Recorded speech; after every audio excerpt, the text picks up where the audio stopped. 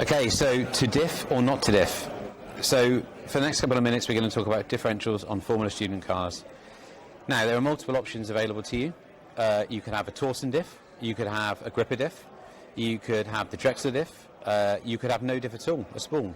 So what diff should you go for and why?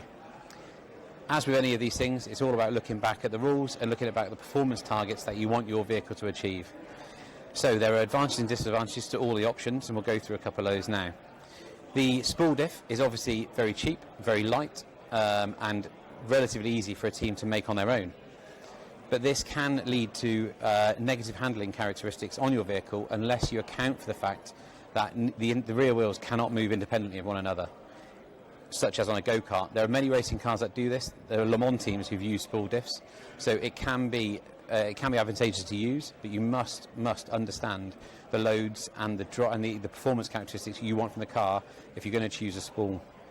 Now if we go to the other end of the scale, the Torsen diff, this is one of the more complicated differentials, so there's lots of moving parts, it's very difficult to service, can be quite tricky to set up, can be quite tricky to understand, but can be beneficial to the performance of your car. They are, however, heavy and expensive, and there's more to go wrong. So where's the middle ground? So if we look at Drexler or an off-the-shelf limited slip diff or a gripper diff, these options tend to be middle of the road in terms of cost, £1,500 to £2,000. They're readily available, easy to set up, and offer a really good option for a Formula Student car.